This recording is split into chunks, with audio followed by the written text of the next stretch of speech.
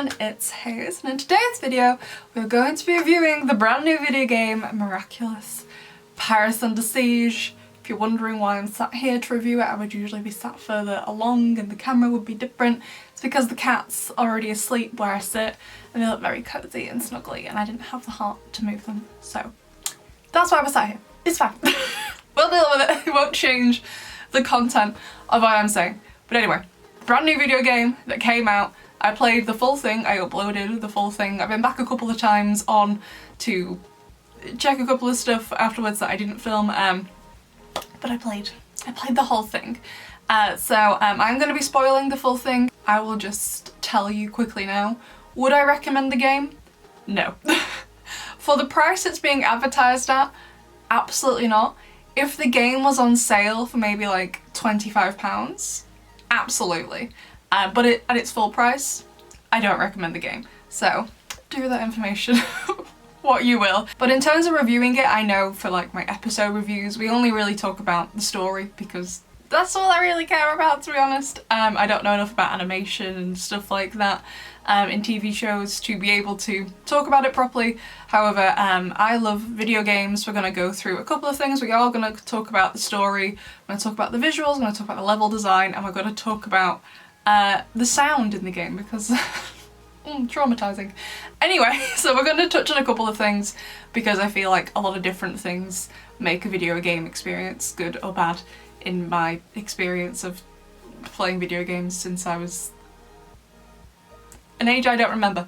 Anyway, so like I said, no, I wouldn't recommend this game. In terms of comparing it to Rise of the Sphinx, which was the first video game, I'm not going to be comparing it to the mobile games in this video either, since they're completely different, only the console games. It definitely improved in some areas. However, at the same time, Rise of the Sphinx also did quite a few things a lot better than Paris Under Siege. So I don't think this game is worse than Rise of the Sphinx, and whilst it did some things better, I don't think overall it's a better game.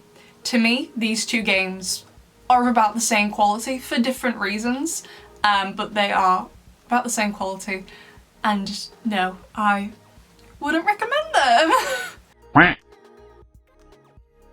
So let's talk about the story first, because first and foremost, I am a writer. Let me just quickly break it down for you.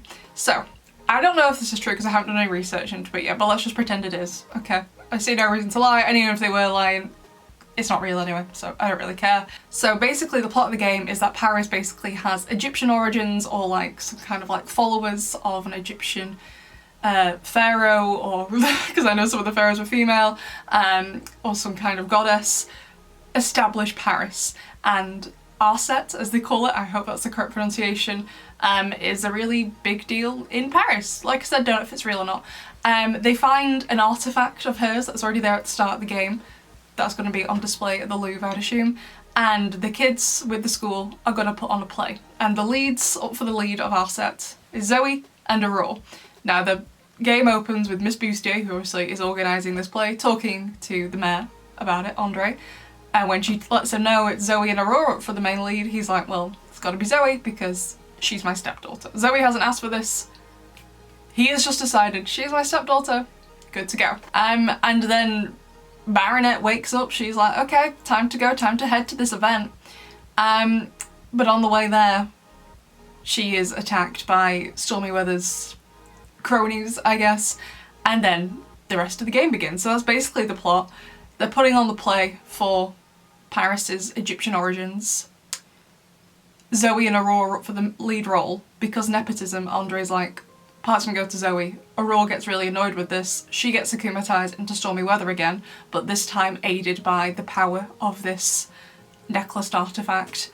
And as a result of this exhibition event thing being cancelled due to Aurora's akumatization, Luca, Alia, Zoe and Nino then all get akumatized into Truth, Lady Wi-Fi, the Bubbler and Soul Crusher. And Ladybug and Cat Noir have to save them, and then at the end they fight Aurora. And that's pretty much it. I did appreciate the twist at the end, is that basically each of the Akumas, so they look exactly as they do in the show, have a necklace, like an extra necklace that is part of the Arset necklace, and within it is a gemstone, and by Cat Noir cataclysming the necklace they were wearing, released the gemstone, which Aurora now uses at the end of the game to wield in her power, which I thought was great. But that's really it. There really is nothing else to it. There's only like one cutscene between Ladybug and Cat Noir right at the end of the game. There's nothing establishing a relationship with the rest of the characters. It's just very basic. And whilst, you know, I've always said, like, if you're not sure what to do, just tell something simply. I think this was a bit too simple. It was just, like, there really wasn't much of a story as, like, they've been akumatized, save them. Okay. Rise of the Sphinx, whilst it's not a groundbreaking story either, was much better. If you don't remember in Rise of the Sphinx, basically it's set before the season 3 finale, and it's basically building up to Chloe's big Miracle Queen, Akuma, at the end of it all. So it kind of ties into the show. This didn't really tie into the show. Chronologically, it would have to be Soul Crusher, obviously, because Zoe gets akumatized in Soul Crusher, and then also after Queen Banana because she's using the Be Miraculous. And it would have to be before Senti Bubbler, because Alia in this is Rena Rouge, not Rena Furtive. So other than that, it can happen any of that time frame. There's no other references apart from it happening on the weekend. I haven't worked it into the timeline yet, so I'm not sure where exactly it falls, but that's roughly where it falls. So Rise of the Sphinx is set before the season 3 finale, but basically it's a lot clearer where there are different, like, so someone gets akumatized, and as a result of their Akuma makes someone else get akumatized, and there's like a full Chloe storyline threaded through it. So I'm not saying there needed to be a Chloe storyline in Paris Under Siege, but I just definitely feel like it needed more. And to be fair, before anyone blames Thomas Astruc, he did not write the story for this one. I checked on the credits at the end. Completely different people. In the credits they thank Jeremy and Thomas and like the creative team for Miraculous to use for the show, but they were not the team for the game, which is probably why. So whilst neither story in Rise of the Sphinx or Paris Under Siege is groundbreaking, the Rise of the Sphinx story was so much better, like by miles better. Like, I didn't like it when it came out, but now we've got this, I'm like, that was really good in comparison. So I can't remember who wrote the Rise of the Sphinx story. I feel like it was Thomas in the team. So whilst that story wasn't great, it was far better than what we got in Paris Under Siege. It was basically like, yeah, this necklace, Aurora's gonna be playing our sets, fight your friends, done. That was it. It was pretty basic and pretty boring. Like, they could have just done so much more with like environmental storytelling. The game didn't have a ton of cutscenes, but I don't always necessarily think you need loads of cutscenes in a game. There are other ways to tell a story, for example, environmental storytelling. It was basically, after that initial cutscene, it was pretty boring, and the only bits of the game that I really looked forward to was after you rescued your friend and you got to talk to them back in regular Paris and not in the level bit. That's the only bit like I really enjoyed, because it gave extra flavour, extra story to the game that you didn't get in the fighting level. So yeah. There was also a severe lack of Adrian. Obviously in the game you can play as either Ladybug or as Cat Noir at any point you want pretty much, apart from right towards the end of the final level. Ladybug really randomly gets kidnapped by Aurora for reasons I don't really get. It was just random. I think it was to try and create some tension, but honestly I just kind of thought it was a bit like, well, that was weird. Anyway, that was kind of my reaction to it. So there wasn't really any Adrian in the game. You don't find him wandering around. So like in the Paris level, when you're not fighting, you have Thomas Sabine in the bakery. When the game starts, Chloe is outside the bakery. And maybe I just didn't explore enough, but I didn't find anyone else until after each level. I did Zoe first, so Zoe was there after the first level. The second level I did was Nino, so Nino was outside along with Miss Bustier at that point. And then when I rescued Alia, who I did next, she was in my living room, in Marinette's living room. And then after I rescued Luca, who was the last one I did, he was just stood outside. There was no Adrian, and also there was no Gabriel. Like, he appeared in an Akuma cloud in the first level. Like, it was kind of freaky looking actually with the eyes. But that was it. So whilst I personally prefer him as being the main villain to Aurora in the story of the game, Aurora didn't have much presence either. You see her in the first level, and then you don't see her again until the end of the game.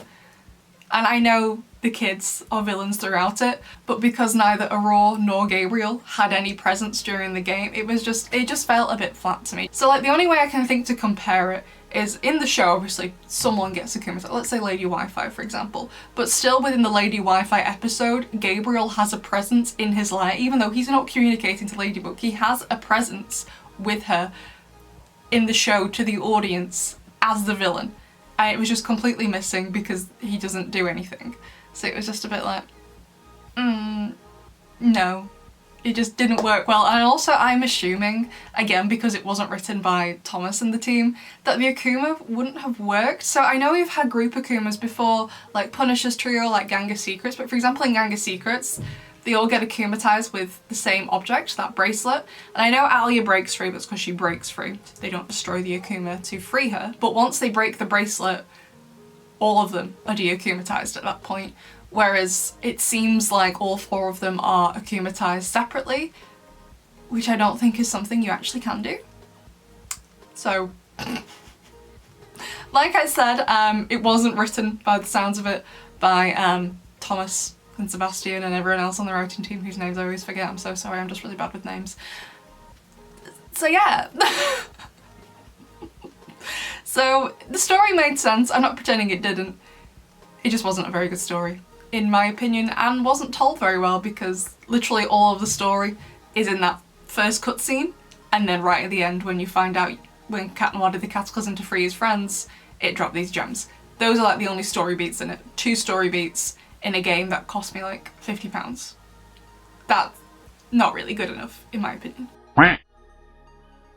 So now we're going to move on to the visuals, and I'm not going to talk too much about this because, as we all know, I don't know a great deal about animation. I know more about 2D animation than 3D. This was obviously 3D animation, and even as an animation idiot, this game visually looked a lot better than Rise of the Sphinx did, both in character models, both in set design, especially the levels. The levels looked like they'd had put a lot more effort into them. Marinette's house looked amazing as well.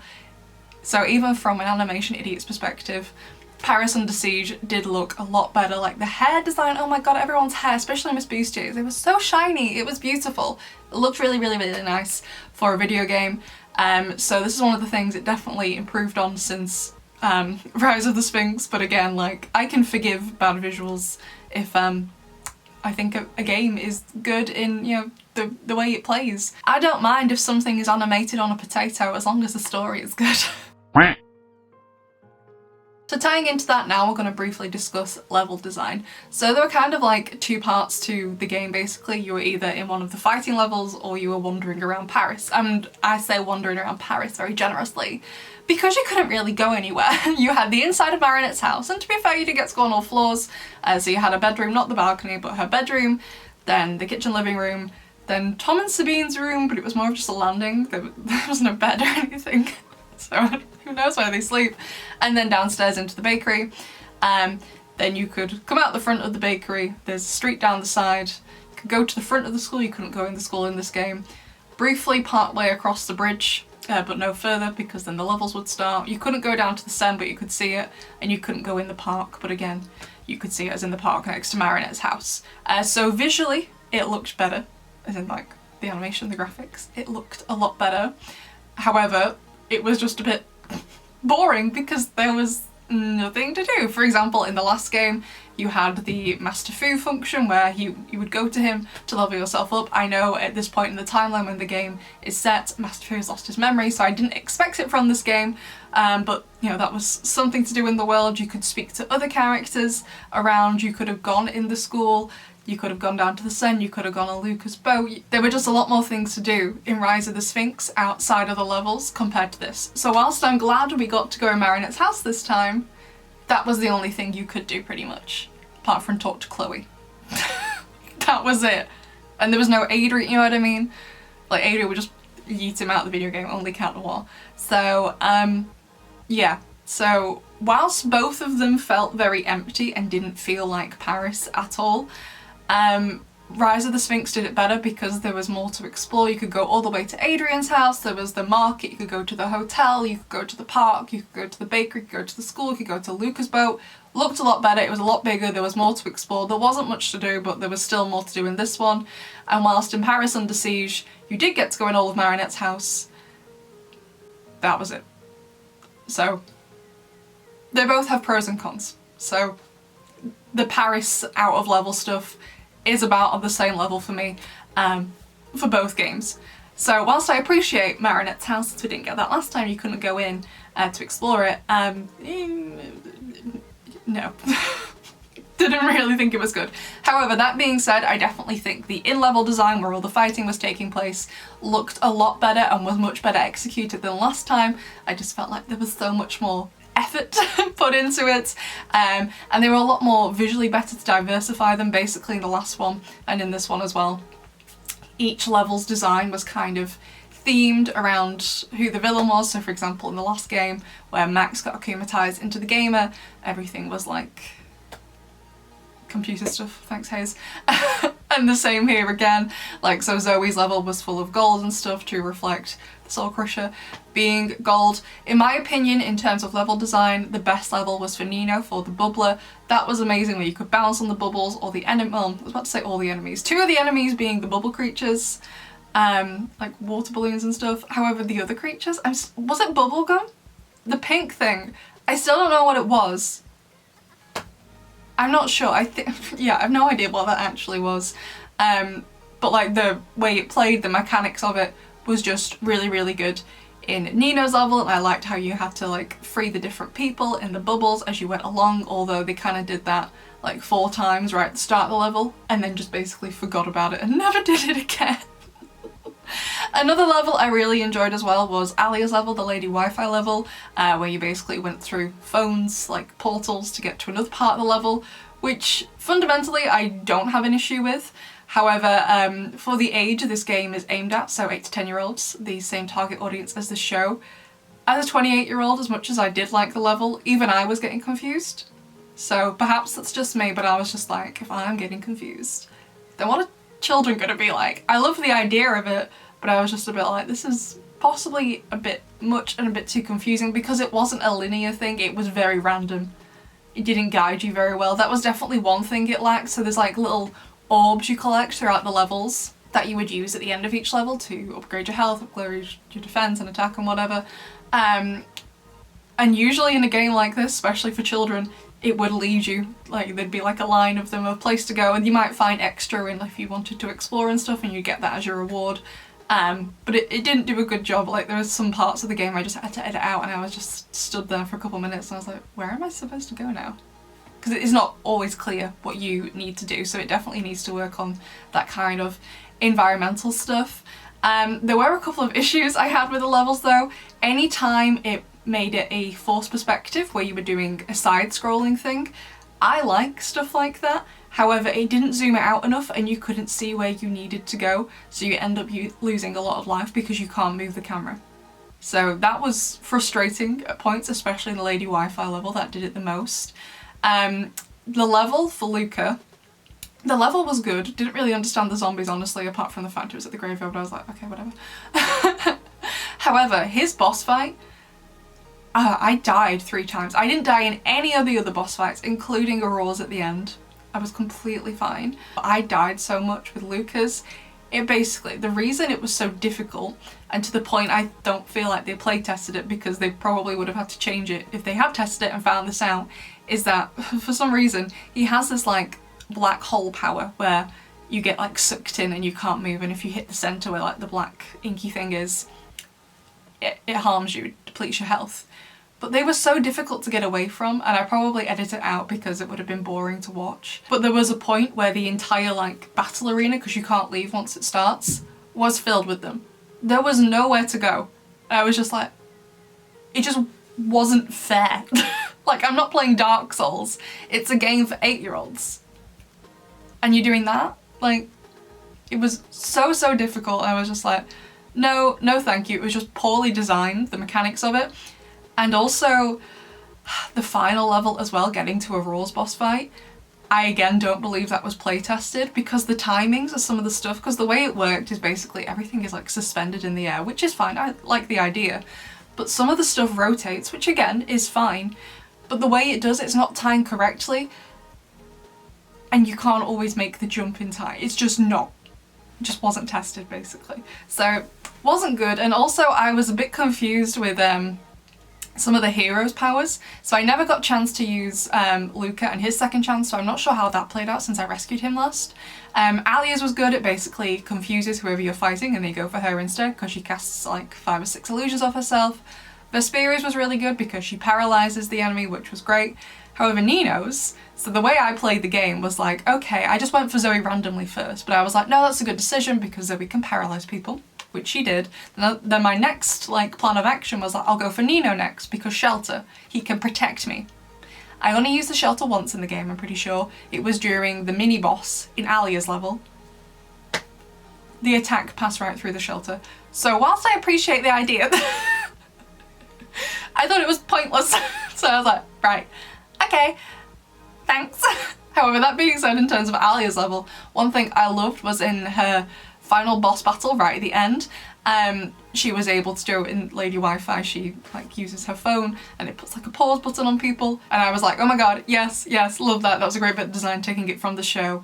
But honestly, I definitely feel that the game wasn't even tested at some points.